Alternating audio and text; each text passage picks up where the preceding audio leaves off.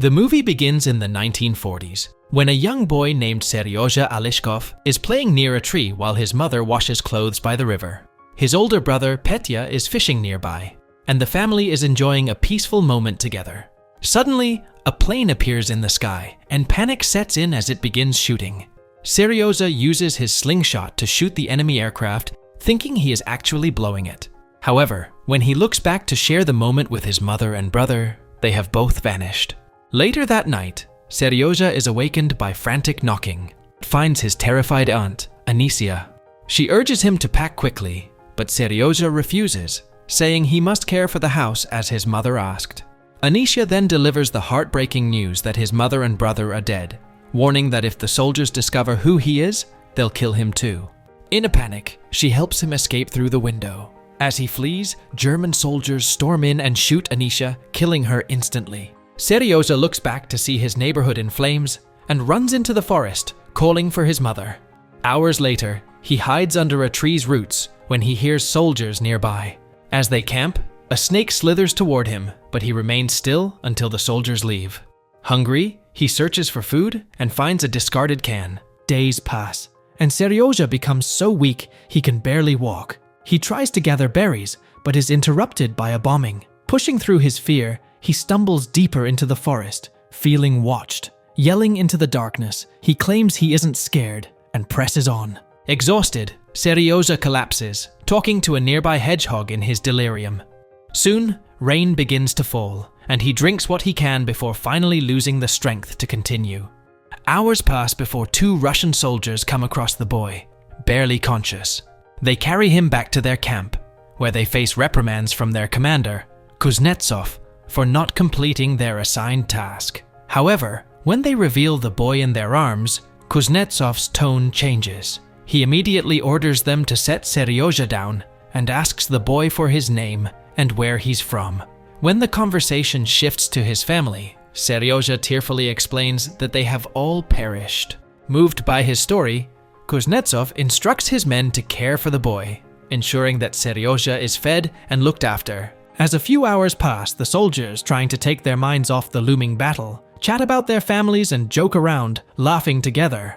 The light-hearted atmosphere is abruptly interrupted when a bomb suddenly hits the infirmary, throwing them into chaos. Seryoja, now affectionately called Sergei by the soldiers, is having his wounds treated by nurse Katya, so she tries to make him laugh by cracking jokes to keep his mind off the pain. Despite the sounds of explosions outside, the other patients in the infirmary also do their best to lighten the mood for Sergei, trying to shield him from the fear and danger of their situation. One day, Katya is called by a soldier who has found a goat wandering near the camp. No one knows how the animal arrived there, but everyone is excited. Commander Kuznetsov comes by to check on Sergei, relieved to see the boy recovering well. Sergei, in his usual playful manner, jokes about getting a painful injection from a big needle, admitting his newfound fear of them. Kuznetsov lightens the mood further by confessing that he too is scared of needles, which makes Sergei laugh. Sergei, curious about Kuznetsov's honor badge, asks to see it. Kuznetsov explains its significance and lets him hold his pistol after unloading it. Sergei playfully pretends to shoot. Kuznetsov explains it was a gift from General Ostershow, but takes the gun back, reminding Sergei he's too young for such things. Undeterred, Sergei proudly shows Kuznetsov a drawing of a battle tank on his belly and asks if he's ever owned a plane. When Kuznetsov says no, Sergei draws one on his bandaged arm.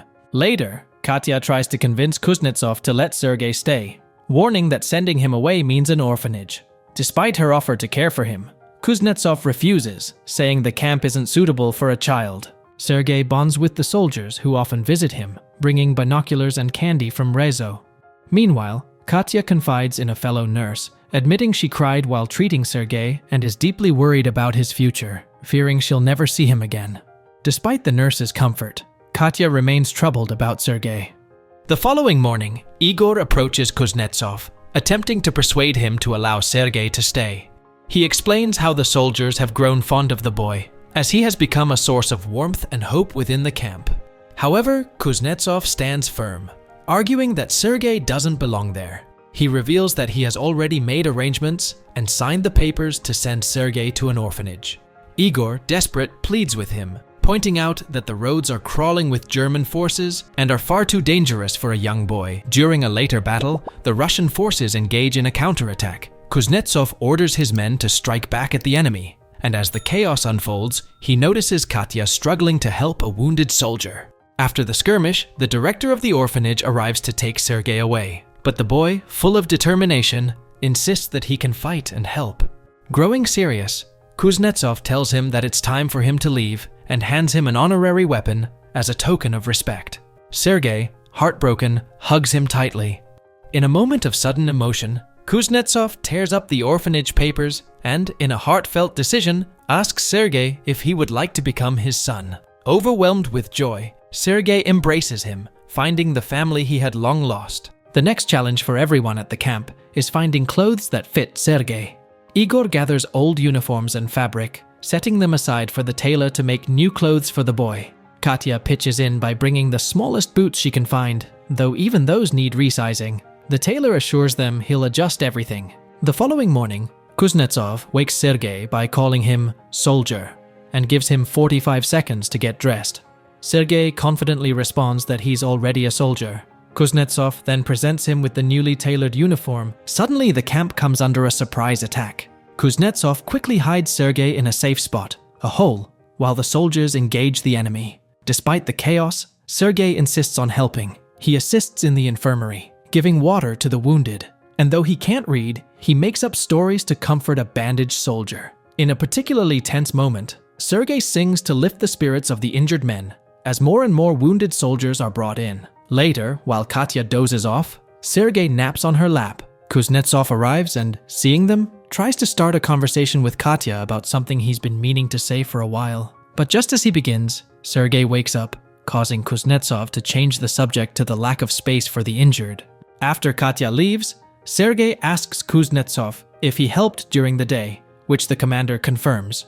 Wanting to thank the tailor for his new uniform, Sergei and Kuznetsov go to his workshop, only to find it bombed, leaving the tailor's tools and place destroyed. As the camp begins rebuilding, Sergei tries his hand at shaving, amusing the soldiers who joke about him having a date. He proudly responds, "I'm a soldier." He later joins the men where they are planning the next move and officially reports for duty.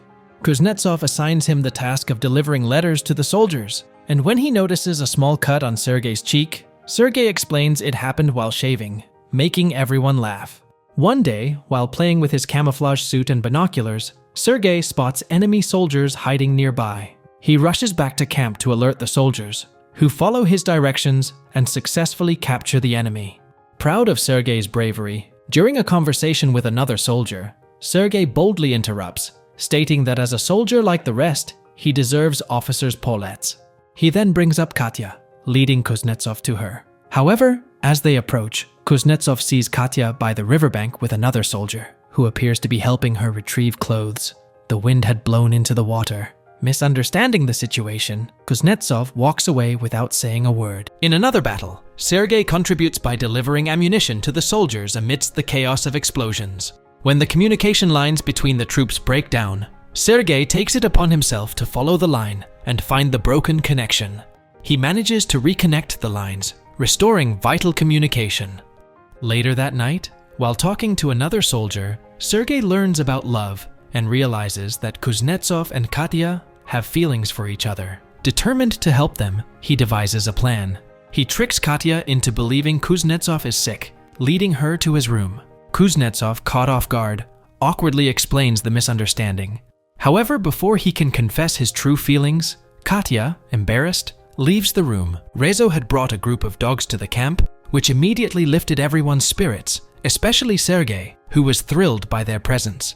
The soldiers and nurse Katya were equally delighted by the playful energy the dogs brought. At one point, Sergei sat on a small wheeled sled, and the dogs eagerly pulled him along, taking him straight toward the woods. Seeing the situation get out of control, Rezo quickly jumped on a bike and raced ahead of the dogs, managing to stop them just in time to prevent Sergei from getting hurt. Meanwhile, Kuznetsov had finally decided it was time to confess his feelings for Katya.